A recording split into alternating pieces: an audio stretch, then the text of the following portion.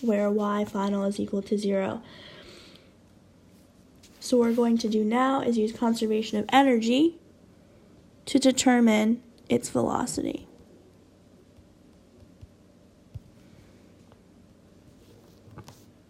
So sum of the initial energies is equal to the sum of the final energies in the system. Before, we have potential energy due to its position. There's no kinetic energy at the maximum height because the velocity is 0 at its max height for that instant. That's equal to the potential energy at the bottom of its path, which we know y is 0. Its final position is 0, so it can have no potential energy if it's on the ground, plus my final kinetic energy. Right before it hits the ground, it has a velocity, it's moving. Anything that's moving has kinetic energy, so we'll have kinetic energy. We know nothing about friction or heat, so we assume that mechanical energy is conserved. We ignore air resistance, so we assume that H is 0. Unless we're given a value for mu or told something about force, we assume that H is 0. So what we have is mass times gravity times height is equal to 1/2 the mass times the velocity squared. You might notice here that the masses actually cancel out, so we don't need the mass of the object at all. We could divide both sides by m, and the mass cancels right out from both sides.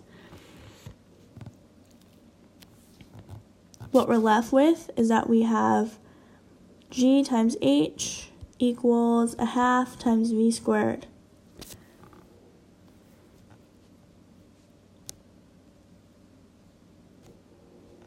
So we have 9.8 meters per second squared times my height, which is 48.3 meters.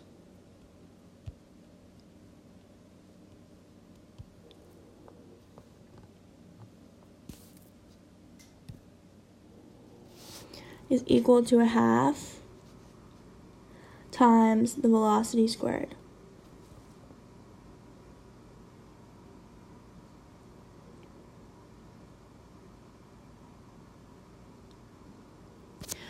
So you're going to take 9.8, multiply by 48.3. We get 473.34.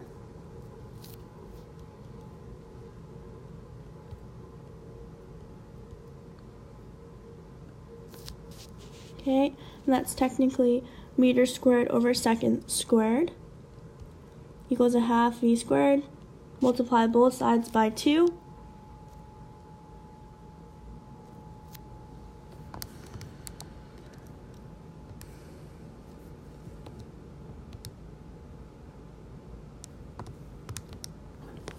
We get 946.68 meters squared per second squared equals v squared. Take the square root of both sides.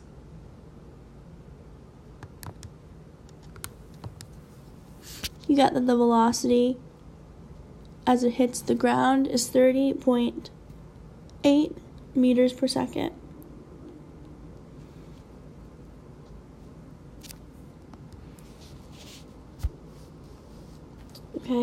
Technically in this question,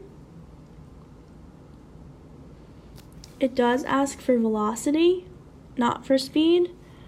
So you would want to note that this velocity is down. It's pointing towards the ground. The velocity is towards the ground because it's moving down.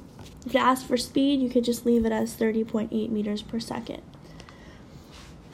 But energy is conserved. If we don't know anything about friction, we assume that heat is equal to 0.